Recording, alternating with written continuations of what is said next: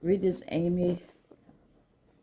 I read your post, and there are a couple of things that I would like to elaborate on that you mentioned in your post as being chief motivation for behavior.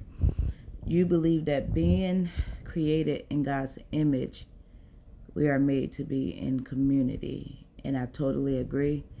Um, the scripture that says that man was not created to be alone. I don't, even though it's in the text, it is like talking about God's covenant for marriage, but I always extend that out to just humanity, period, because I do believe that we were created to live in a community of brotherly love. Um, and then your next statement is that if God does is this three in one, who am I to believe that I can manage life on my own? That's a good question, because we were created in God's image. Yes, we was created to live in a community of brotherly love, but I also believe that God created each and every one of us with a purpose. And I always like to tell people, if you want to know your purpose in life, you have to tap into the one who created you for a purpose or with a purpose. You know, it's kind of like if you was to invent anything or create anything, um, you would know how to work it, you know. But if you gave me the object, I wouldn't know how to work it without talking to you or reading your manual.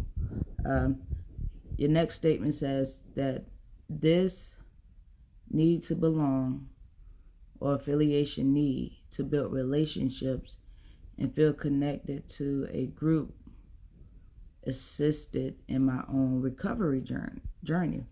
So I'm pretty sure you're familiar with the author C.S. Lewis.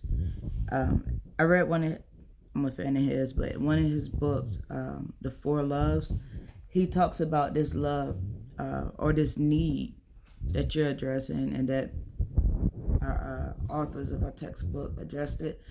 But this need that C.S. Lewis described is called a need love.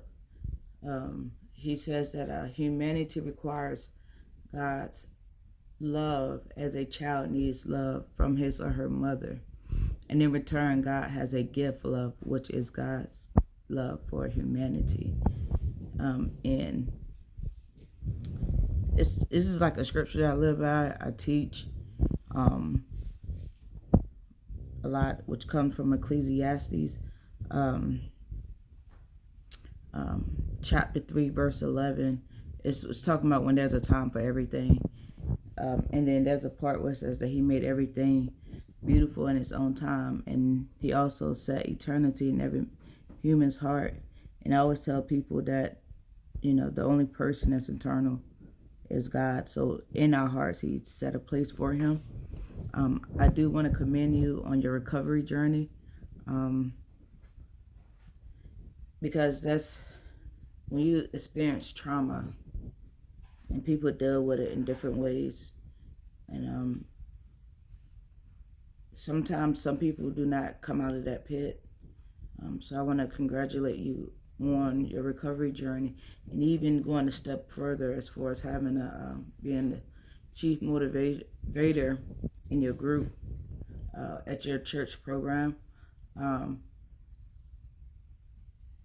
Recently, I mean, I just faced trauma. I mean, well, just losing my grandmother was traumatic for me, and other things that happened.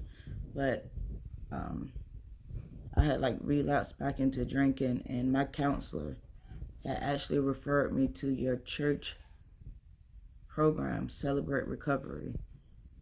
I haven't been to one yet. I did attend to go to a session before this whole coronavirus thing happened.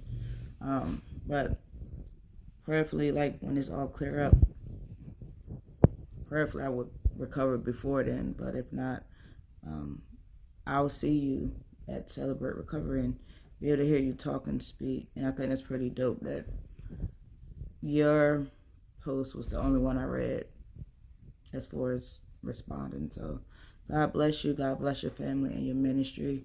And I pray that God continuously, forgive me, my mouth dry, but that God will continuously bless you in your studies.